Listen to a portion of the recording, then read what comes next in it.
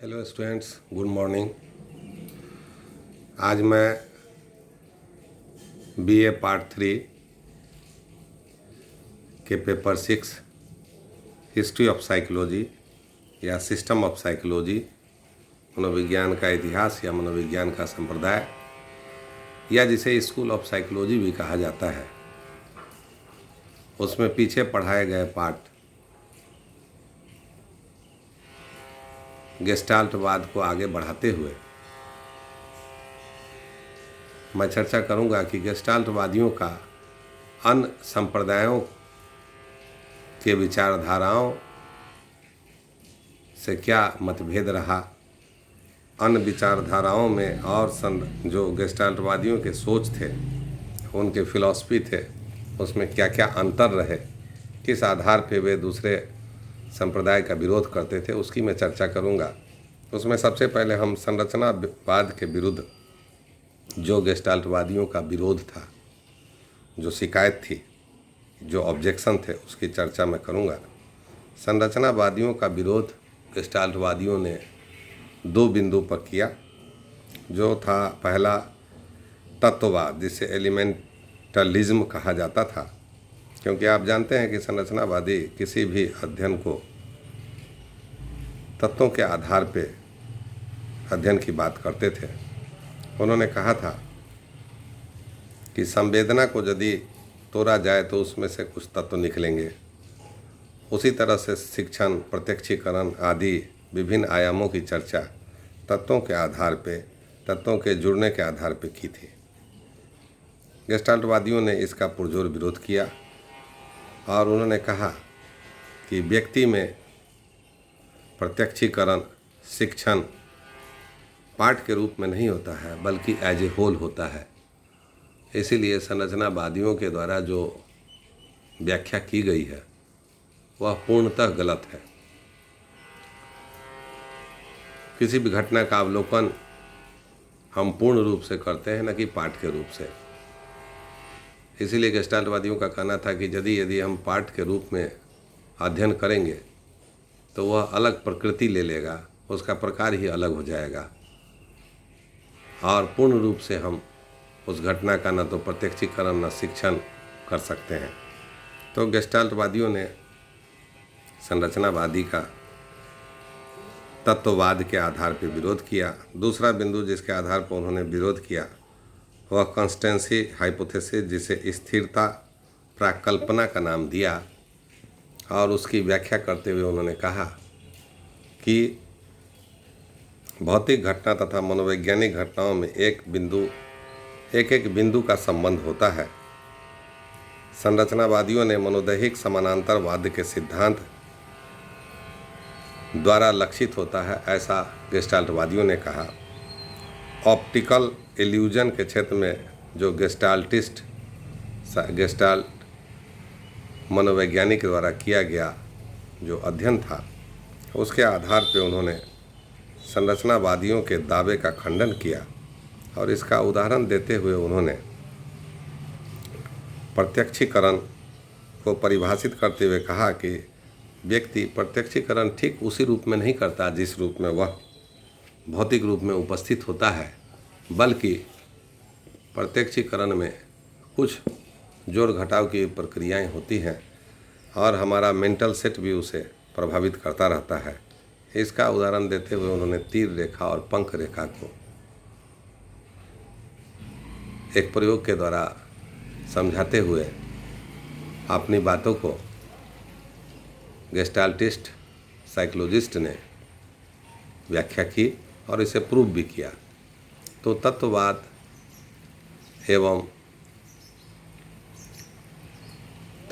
एवं जो constituency hypothesis, जिसे स्थिरता प्राकल्पना कहा गया, इस आधार पे गेस्टाल्टवादियों ने संरचनावादियों का विरोध किया दो बिंदुओं के आधार पे।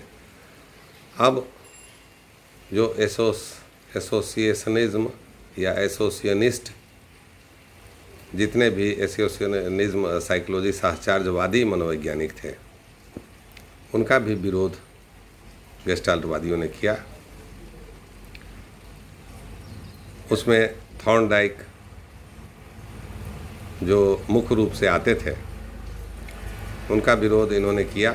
थॉर्नडाइक ने विभिन्न मनोवैज्ञानिक घटनाओं की व्याख्या के लिए साहचर्य के नियमों, प्रिंसिपल ऑफ एसोसिएशन के आधार पर समझाने की कोशिश की थी, लेकिन गेस्टाल्टवादी इसे बंडल हाइपोथेसिस के नाम से पुकारने लगे और उनका कहना था कि जिस तरह से थॉर्नडाइक बंडल परिकल्पना का सार तत्व देते हैं, वह एलिमेंट्स का एक संगठन होता है, एलिमेंट्स का एक कंपोजिशन होता है,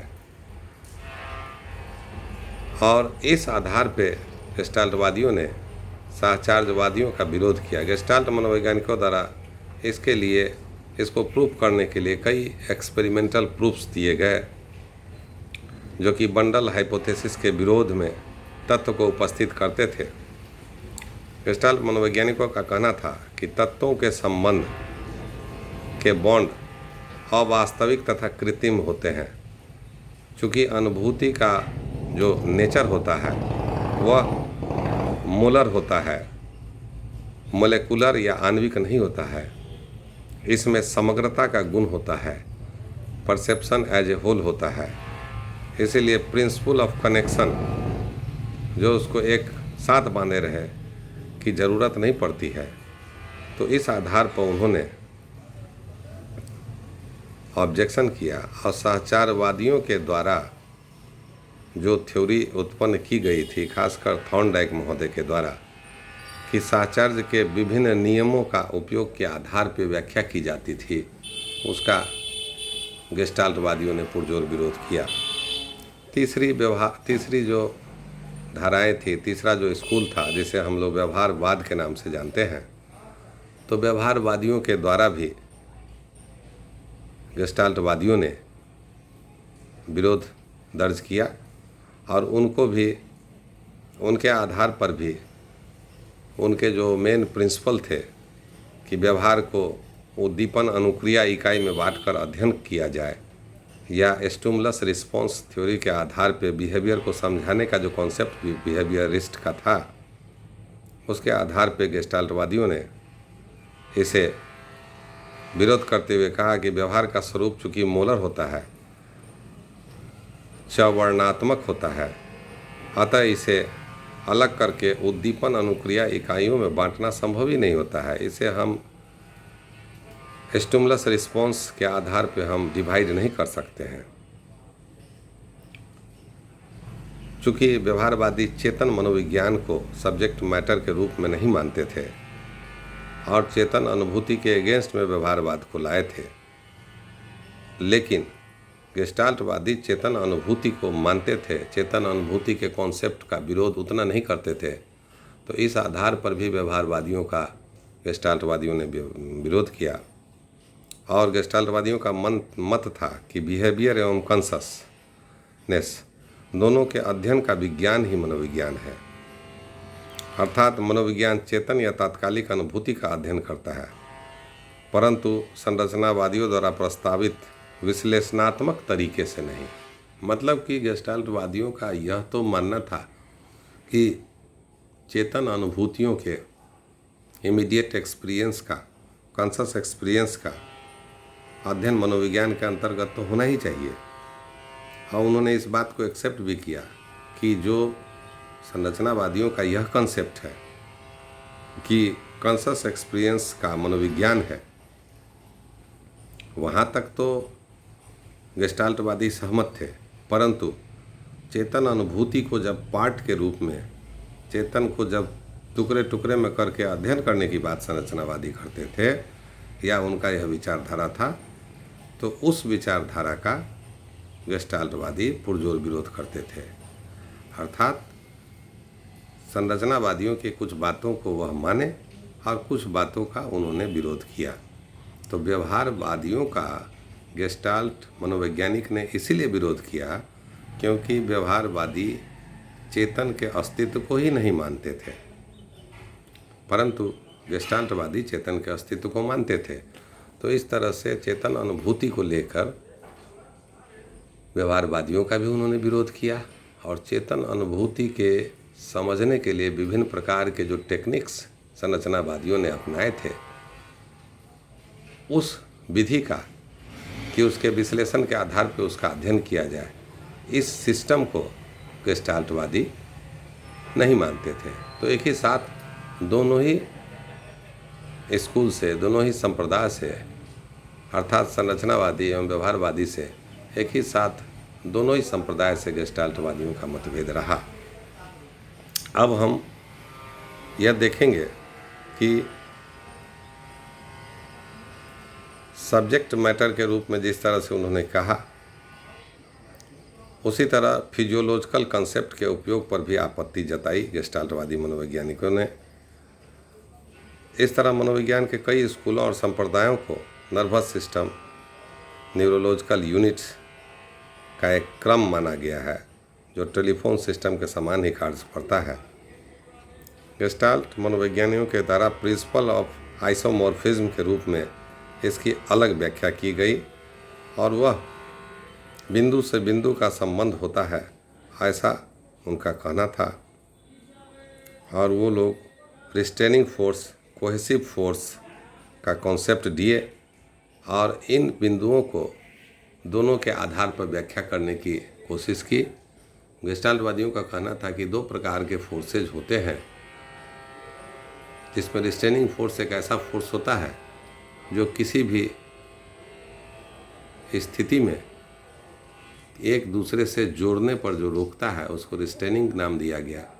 और कोहेसिव फोर्स होता है जो किसी भी वस्तु की आकृति के निर्माण में समरूपता लाता है, जोड़ता है और एक नया रूप में वह प्रस्तुत करता है। यह गेस्टाल्टवादियों के द्वारा कोहेसिव मतलब कि मिलने वाली शक्ति और रिस्ट्रेनिंग मतलब रोकने वाली शक्ति का कॉन्सेप्ट दिया गया, और इसके आधार पे गेस्टाल्टवादियों ने एक नई व्याख्या प्रस्तुत किया। तो इस तरह से हम देखते हैं कि गेस्टाल्टवाद एक बहुत ही अस्पष्ट, क्लियर कट विचारधारा के रूप में उत्पन्न हुआ। वह न सिर्फ साहचर्यवाद, न सिर्फ संरचनावाद, व्यवहारवाद, इस तरह से कई वाद का, कई स्कूल्स का, कई विचारधाराओं के विरोध में उत्पन्न हुआ विचारधारा था। और उसका मूल तत्व वह था कि किसी भी चीज़ का प्रत्यक्षीकरण, लर्निंग, बोध या जो भी मनोवैज्ञानिक आयाम होते हैं, वह एज ए होल होते हैं, एज ए पार्ट नहीं होते हैं। तो मूल रूप से गेस्टाल्टवादियों का यही मत था कि हम लोग को पूर्ण रूप से किसी भी चीज़ का अध्ययन करना चाहिए, न कि उसको अंशों में बांट के। तो आज के क्लास में आपने देखा कि गेस्टाल्टवादियों ने वर्तमान परिस्थिति में जो विचारधाराएं थी, उसका किस तरह से विरोध किया, किस तरह से वो अंतर रखते थे। अब हम लोग नेक्स्ट क्लास में ये देखने की कोशिश करेंगे कि गेस्टाल्ट मनोवैज्ञानिकों का जो बेसिक एक्सपेरिमेंटल कंट्रीब्यूशन रहा या बेसिक एक्सपेरिमेंटल वर्क रहा, जिसके आधार पर गेस्टाल्टवाद के कंट्रीब्यूशन को हम लोग समझ सकते हैं, वह क्या था। सबसे पहले यह जान लेना ज़रूरी है कि गेस्टाल्टवाद परसेप्शन के फील्ड से शुरू हुआ और वह चिंतन, लर्निंग, हर चीज़ के लिए एक वैज्ञानिक व्याख्या करने की कोशिश की, जिसमें नेक्स्ट क्लास में हम लोग चर्चा करेंगे कि उसका बेसिक कंट्रीब्यूशन क्या क्या रहा, उसके नियम परिनियम क्या क्या हैं। तो आप लोग नेक्स्ट क्लास में उसको देखिएगा कि कंट्रीब्यूशन ऑफ गेस्टाल्ट साइकोलॉजी क्या क्या रहा, प्रिंसिपल ऑफ गेस्टाल्ट साइकोलॉजी क्या क्या है, वो परसेप्शन के फील्ड में हो, चाहे लर्निंग के फील्ड में हो, चाहे थिंकिंग के फील्ड में हो। नेक्स्ट क्लास में हम उसी पर चर्चा करेंगे। वर्तमान क्लास से संबंधित या पीछे वाले क्लास से संबंधित आपके पास कोई प्रश्न हो तो ज़रूर पूछिएगा। Many thanks to you.